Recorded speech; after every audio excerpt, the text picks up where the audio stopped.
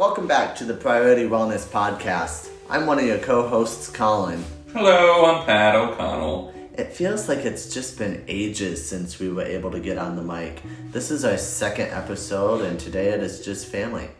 Pat, you just got back from a week of vacation. I'm kind of jealous. Yeah, it was nice. I was in South Carolina, and it was colder than it was here in northern New York. Yeah, and now it's just going to warm up. Today it's going to be in the 80s. Over the weekend it's going to be in the 70s. It's going to be beautiful. Yeah, I'm excited for it. And it better stay that way. I'm tired of the winter. Thank you for bringing it back with you. Yeah, that's the one good thing I did while I was down there. Besides freeze. How fun. Now, today we wanted to talk about something that might be a little bit more of a sensitive topic, but we felt like it was important to address. Yeah, so on this episode, we want to talk about suicide and how it's kind of touched our lives, and quite frankly, it's touched many folks' lives, not just first responders. It's an issue that's affecting everybody worldwide. Yeah. Now, I haven't had suicide impact me directly. I mean, I've had friends who have gone through thoughts of wanting to kill themselves, and just being there and talking to them about that it's hard. It's hard. But and now to those listening, we don't want to share any sort of horror stories just for the sake of sharing stories. We just think that it's important to share what other people go through and that sort of thing, just so there's an outlet. You know what I mean? Absolutely. I think it's cathartic to talk about your experience. Exactly. Now, Pat, I know that you've shared with me in the past some things that you've gone through. Yeah. And 2017 was a hard year for you. Yeah, it was. So, starting out in EMS, I started in 2011, and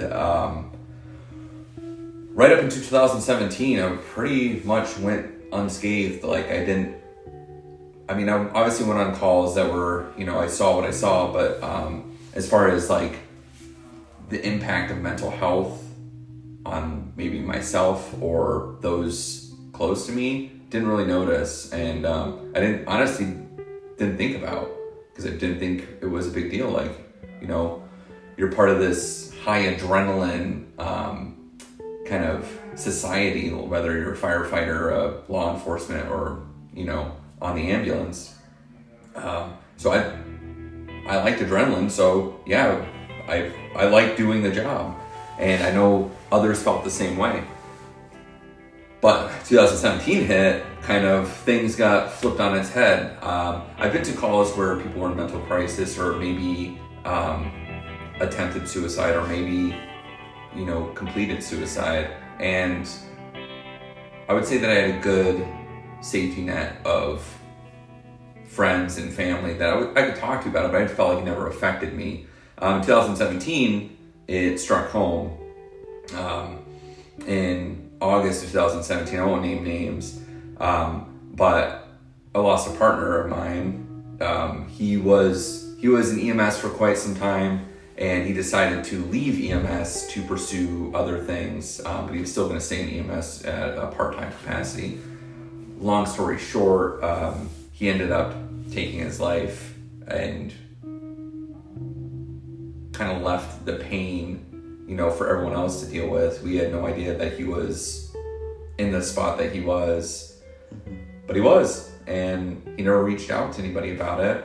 And surely, after that, we're trying to pick up the pieces, like our friends and our agencies. We're trying to pick up the pieces and trying to recognize, how did this happen? And then, just as you think you got some of the pieces picked up, strikes even closer to home. So in December of 2017, my brother actually took his life, and we really had no idea. It came out of the blue. I'm sure there was some signs, but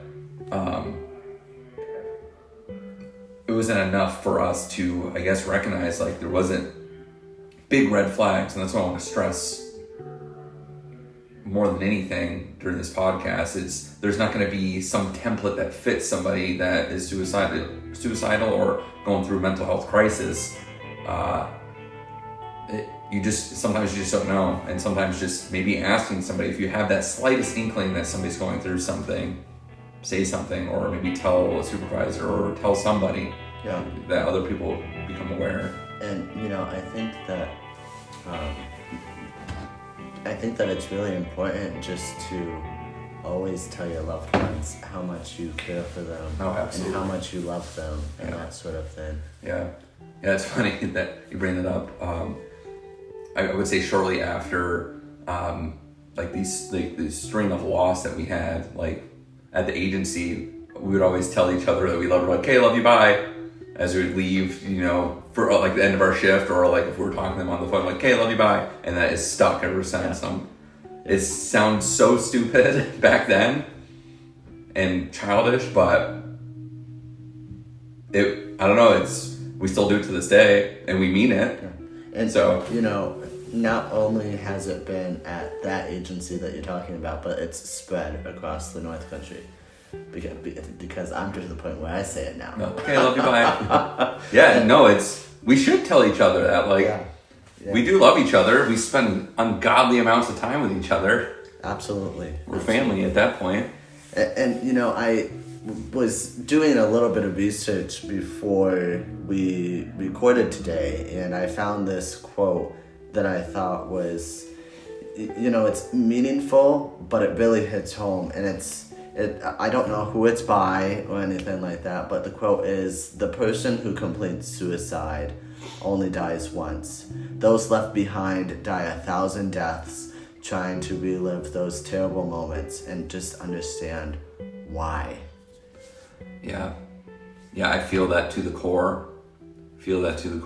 And I would say, to follow that up, anybody that's listening, if you just so happen to listen to this and you are maybe kind of feeling, in crisis, or your mental health's not doing that well, remember, National Suicide Prevention Lifeline is 1-800-273-TALK or 1-800-273-8255.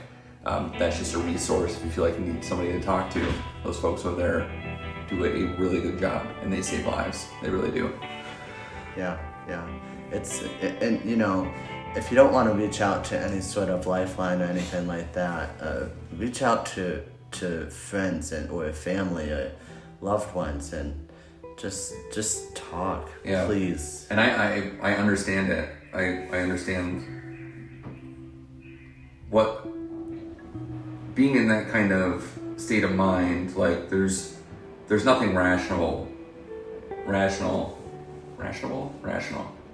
about taking your own life. But it gets to a point where I don't think it's a selfish act. I think you're at a point where all perception of your own reality is collapsing on itself, and I understand you feel that's your only way out, but I'm here to tell you today that is not your only way out. All it takes is one conversation, and that could change a lot. And I wish, for my friends that I've lost to suicide, my own brother, I wish I would have done a better job at recognizing or saying something to see if maybe that would have changed the outcome. But we're here today, and it's my mission to kind of ensure that this is happening less and less, because it's like that quote said, the person that completes suicide, they die once, but everybody else dies 1,000 times. And that is so true, because it's so hard to wrap your head around somebody taking their own life, and like, why? And I thought they were happy, and like, you feel like you don't even know the person. But I don't know, it's our mission to figure out, I wouldn't say figure out, but to kind of help those people, so it's not happening as frequently as it is. Yeah. And, you know, on the flip side of that, I think that it's also important for the people who are affected by it. So the people who know somebody who killed themselves or has almost completed a suicide attempt. Yeah. And, you know, I think that it's really important for those people to reach out for help too and just talk about it. Yeah, and they should, but it's harder.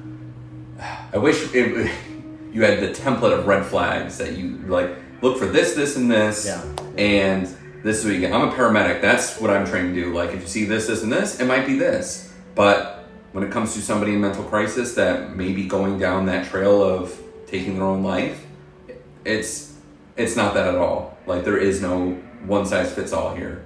So it's keeping those people that you work with close to you and talking and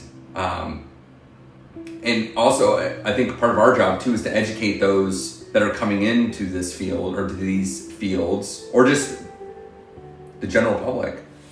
If you're starting to feel a certain way, recognize that and talk to somebody, because if you let it fester, just like an infection, it's going to get worse and it could lead down a very dark path. Yeah. So there's no shame in the game about talking at all. And that's something I've had to learn because I've been there. I've gone down a really dark road, especially when I started losing all these people.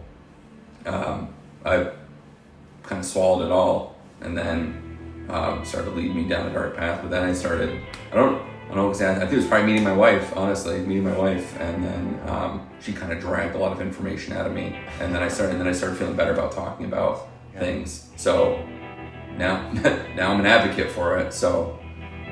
And, you know, another thing that I think is, really important to realize is that, no, the grass may not always be greener on the other side, but if you water it and fertilize it, it's only going to get better. Yeah. Right? Yeah. Right. So, again, folks, the National Suicide Prevention Lifeline is 1-800-273-TALK or 1-800-273-8255. Pat, is there anything else that you want to add for the folks listening? No, I think that's it. Not an easy thing to talk about, but talk about it, please. Absolutely.